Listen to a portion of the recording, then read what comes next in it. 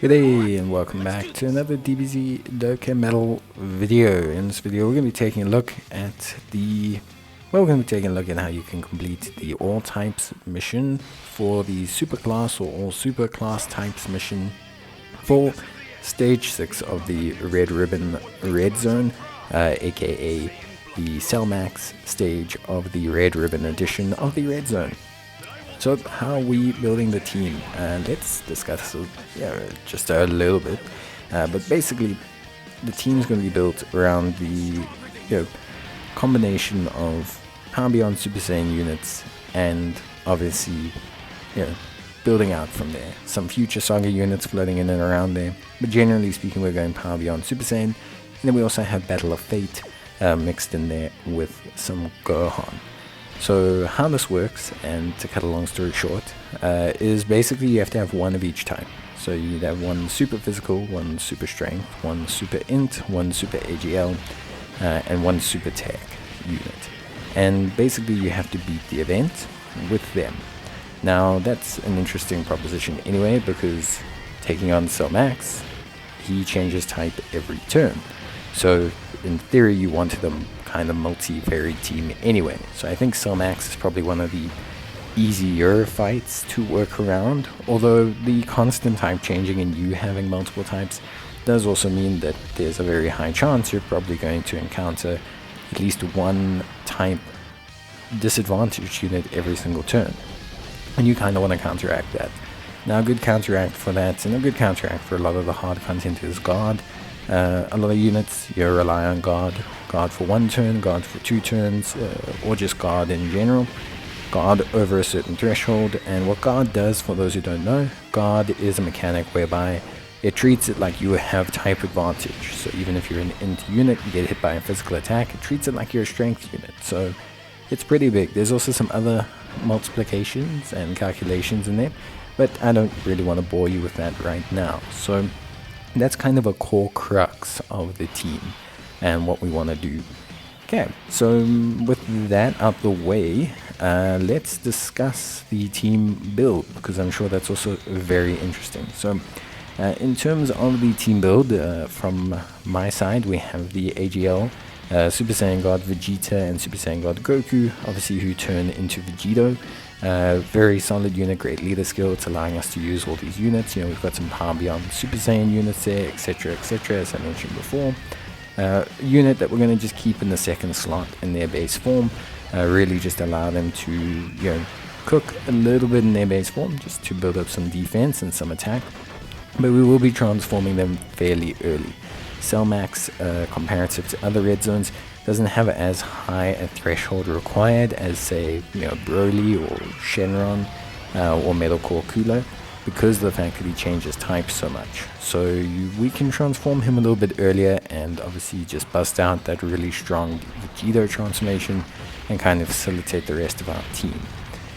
In terms of attack, you want to have attacks effective against all types.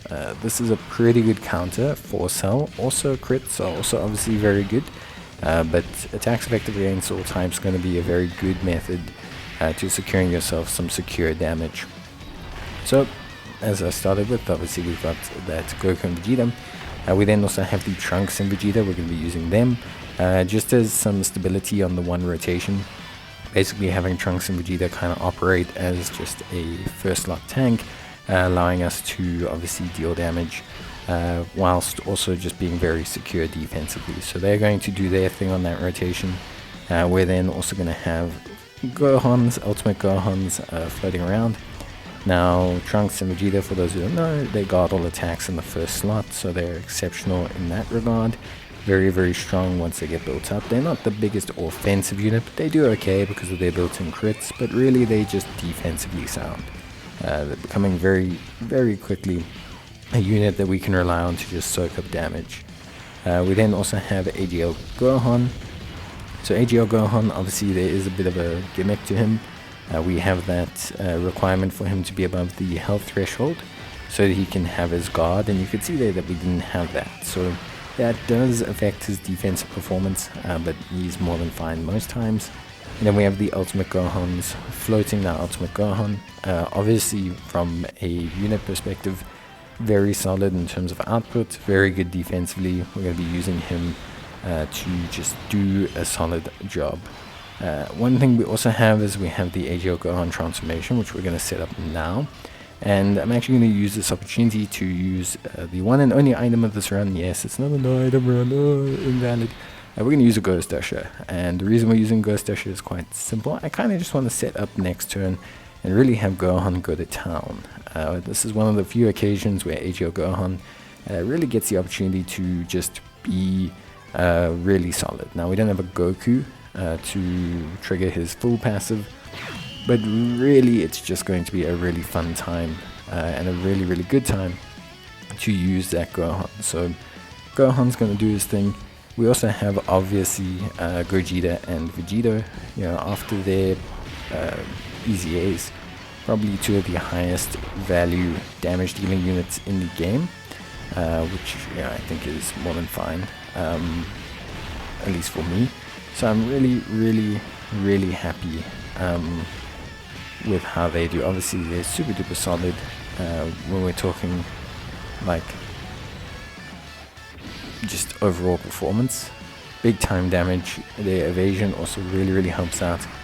Yeah, we end up being really, really like solid overall. You know, I think we end up being in a very, very good position with their damage, setting us up to do a really, really good job. So very happy with the overall performance of the team. I think for me, yeah, we probably maybe could have got away with a Ghost Dasher or not using a Ghost Dasher potentially, but I really just wanted to set up nicely for this Gohan. I think overall it would have been a really, really cool kind of run to do, and I think now we get the cool added benefit of having a pretty fun little rotation here. So we're going to use the Trunks and Vegeta active skill. That's going to increase the defense of our entire rotation.